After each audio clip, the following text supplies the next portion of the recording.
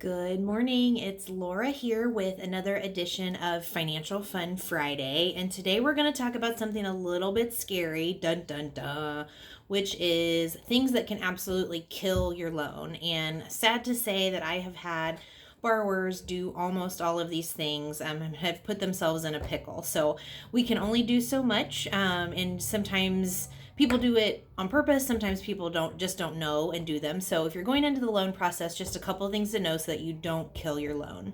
So the first and probably the most common is opening new credit. So don't go buy a car, don't go buy furniture for the new house, don't buy new appliances, all of those things.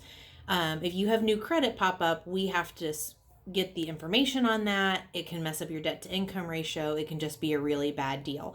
I've had people that, like I said, completely tanked their own loan just by going and buying a new couch or something like that. After closing, do what you got to do, but before closing, do not make any large purchases or open any new credit. If you do have to, like, in a car accident, have to open a new car loan, something like that, get with us as soon as possible so that we can get that figured out for you. The second kind of related thing is missing payments on your current credit account. That can also mess up your loan, especially if we're in a situation where the loan has to go on for a while. Make sure you continue to make all of your payments on time. That includes mortgages if you're refinancing, especially credit card payments. I had a guy that accidentally missed his Best Buy payment and it just completely messed up his loan. So don't want you to be in that situation. The other kind of common one that we run into is somebody changing or quitting a job. Sometimes this is not a big deal, especially if you're going, early in the process. You have, pay stubs to back up the move, all those kinds of things. But I've also had people move from a W-2 job to a 1099 job. And 1099 is considered self-employment, which we have to have 2 years of income history for that. So moving to a new job, again, do what you got to do after closing, but do not do that in the middle of the loan process. Another common one that we see is large deposits of cash. So if you have $5,000 under your mattress or grandma wants to give you $5,000, we have to properly document where that came from. And if you just have a big pile of cash, we usually can't do that. So it's hard to determine, where that cash came from. If you're going to use that for your down payment, we can't do that because we can't source where it came from.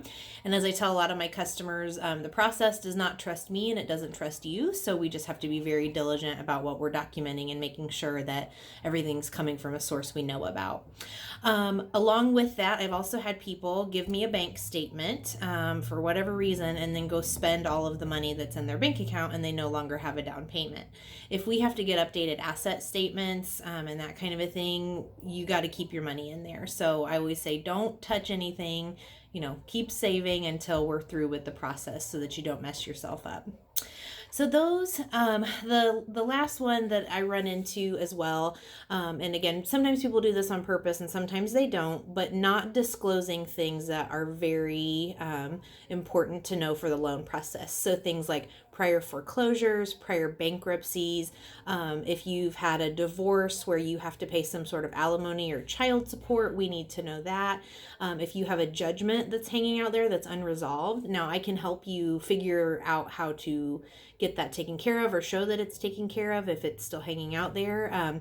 But we don't, if you know about it and don't tell me, we're probably going to find out one way or another just through all the channels that we have to do and our double checking. So just be upfront so that we can tackle issues ahead of time instead of trying to do it a couple of days before closing.